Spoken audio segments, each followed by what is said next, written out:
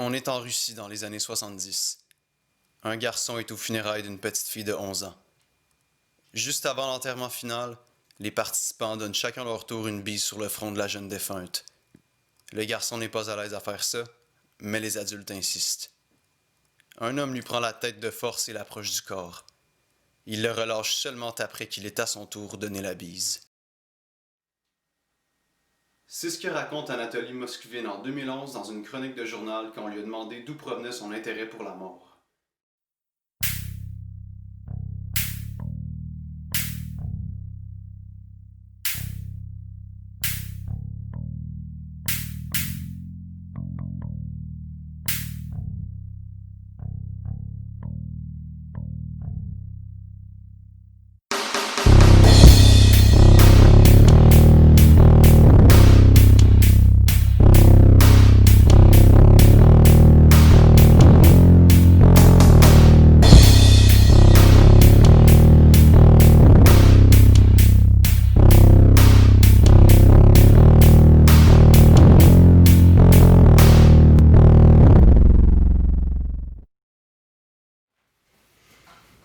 Moskvin, c'est un linguiste, un écrivain et un historien.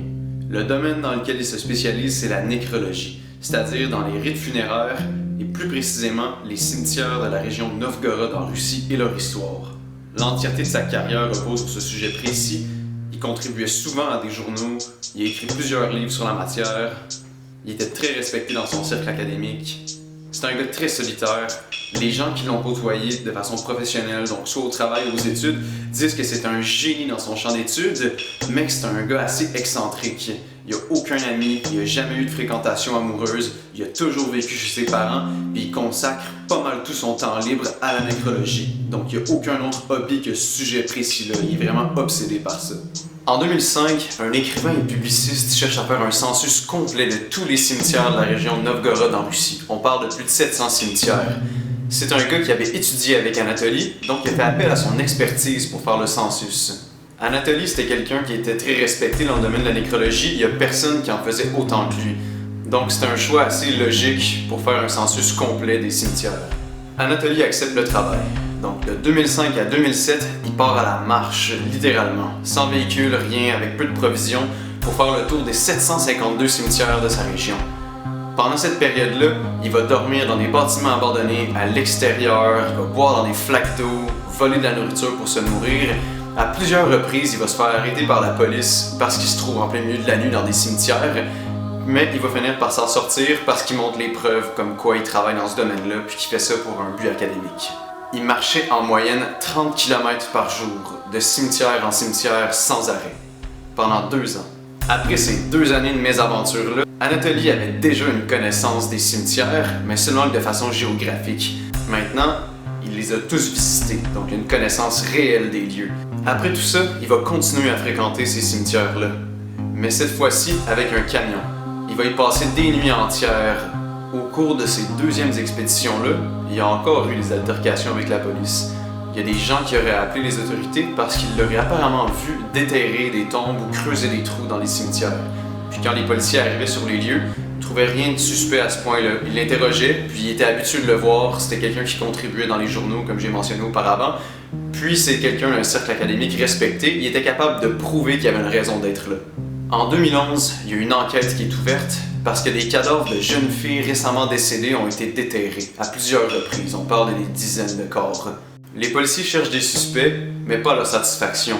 Éventuellement, on pense à Anatoly. Avec son histoire de connaissance des cimetières et que la police l'a vu à plusieurs reprises dans des cimetières, on se dit que c'est potentiellement soit un suspect ou quelqu'un qui pourrait en savoir plus à ce sujet-là. Donc la police visite son domicile. Les policiers arrivent à la demeure où il réside avec ses parents, puis ils font une découverte complètement macabre. Il y a 26 dépouilles d'enfants et de jeunes femmes qui sont retrouvées, tous momifiés, habillés, certaines recouvertes de cire, maquillées. Ils en faisaient des genres de poupées humaines. Je vais vous montrer quelques images de ce que la police a trouvé ce jour-là, vous allez voir, c'est assez glauque.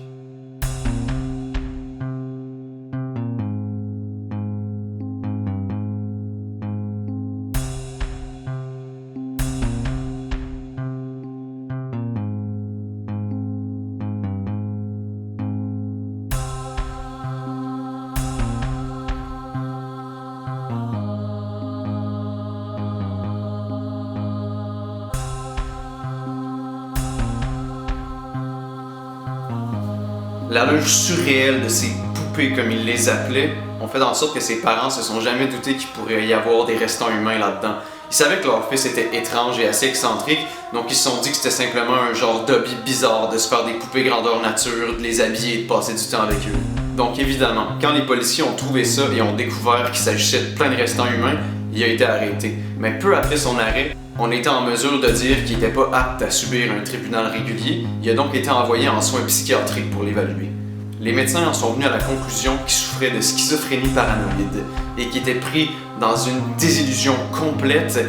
En le questionnant et en l'examinant, les médecins ont compris les motifs derrière les actions d'Anatoly. Anatoly avait étudié les rites funéraires de plusieurs cultures anciennes, telles que les Celtes d'Europe de l'Ouest et les Yakouts en Sibérie. Les deux cultures avaient une pratique funéraire en commun. Dans les semaines qui suivaient le décès et l'enterrement de quelqu'un, des druides, l'équivalent antique de ce qu'on appellerait un prêtre aujourd'hui, ou encore un chaman, allaient passer des nuits au-dessus des tombes des morts, croyant que ceux-ci seraient en mesure de leur parler dans leurs rêves ou sous forme de murmures. Anatoly était très croyant envers ces anciens rites-là. Au départ, il regardait les nouvelles, il consultait les journaux pour voir s'il y avait des enfants qui étaient décédés récemment. Puis par la suite, il se rendait sur les lieux de leur enterrement dans les cimetières pour aller les écouter au cours de la nuit. Il était persuadé que ces enfants-là lui parlaient. Il croyait qu'ils étaient en détresse et que leurs parents les avaient délaissés. Il croyait leur amener un peu de réconfort. Ça a duré pendant un certain temps, mais il disait que les enfants se plaignaient qu'ils n'étaient pas capables de lui parler adéquatement parce qu'il y avait trop de terre entre eux et lui.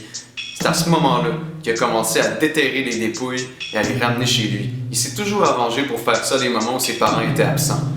Rendu chez lui, il les momifiait, il s'était renseigné sur internet sur des méthodes pour momifier des corps, pour éviter qu'il y ait de la putréfaction et que ça pue. Puis c'est là qu'il entreprenait les grands changements de ses poupées. Il les habillait, il les momifiait, il les recouvrait de cire. Il avait mémorisé les noms de toutes les petites filles qu'il y avait chez lui. Il se souvenait de leur date d'anniversaire, il les fêtait, il organisait des soirées avec eux, il leur faisait écouter des films, il leur lisait des histoires, il s'assurait de donner de l'attention à tous et chacune d'entre elles pour éviter qu'une se sente seule. Le gars était en gros délire. Ses médecins ont réussi à prouver comme quoi c'était sa schizophrénie qui le poussait à faire ça, puis qu'il entendait réellement les voix de ces enfants-là. Donc dans sa tête à lui, il était persuadé qu'il y avait un lien qui communiquait avec ces enfants morts-là. Avec les questions que les médecins lui ont posées, ils ont aussi réussi à établir qu'Anatoly était entièrement conscient que ce qu'il faisait serait considéré moralement mal et que c'était un crime. Mais il disait que pour lui, c'était plus important de sauver des enfants en détresse que d'obéir à la loi. Ils ont aussi réussi à établir qu'il n'y avait absolument rien de nature sexuelle dans ce qu'Anatoly faisait. Donc c'est un cas de délire pur et dur.